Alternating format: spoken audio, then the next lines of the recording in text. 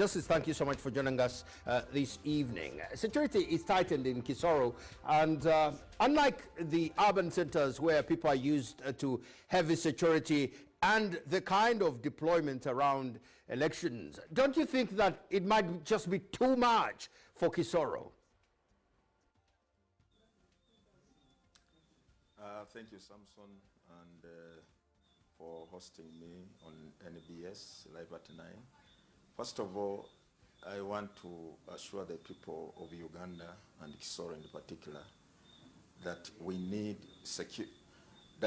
security in order to have a peaceful, credible, free and fair election. Why?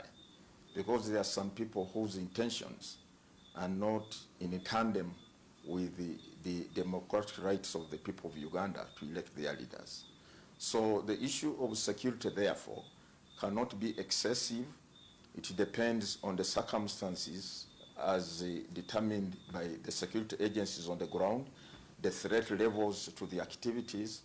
But by and large, I want to assure the people that the role of security in an election is to ensure that a conducive environment is created that will permit the law-abiding citizens, particularly the voters, to leave their respective homes and come to the polling stations where they are registered as voters to cast their votes.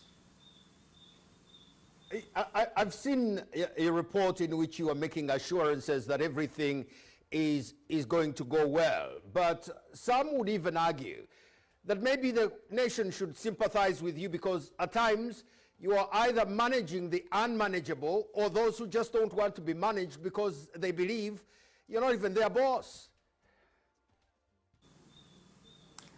Well, you know, Samson, the quest or the desire to have a credible, free and fair election cannot be the work of the Electoral Commission alone. This is a process that involves a joint effort of all the key stakeholders, the candidates, the supporters of the voters, the security services, the local leaderships in the various areas. As the citizens of this land, we all need to join hands to work together in order to have a credible election. Because if the Electoral Commission has done all that is required of them within the law, we have prepared the materials, we deliver the materials in time, but other players are not willing to play according to the book or to the law. For instance, we have had instances in some areas where people come and invade polling stations and they cause disruption or even destruction of polling materials. Are you going to cast the blame on the Electoral Commission? We will have done our part. That's why as my commission has been parroting the message that if you want a credible, free and fair election, play your role, play your part in accordance with the law, and we shall have a free and a good election, period.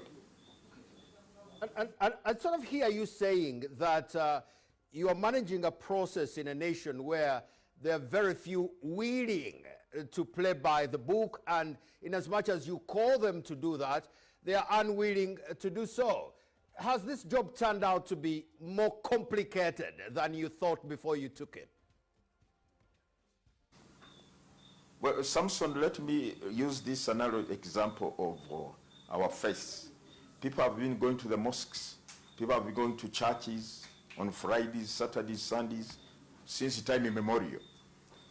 And the message from our religious leaders is the same: good conduct, be obedient to the things of God. But do we do that?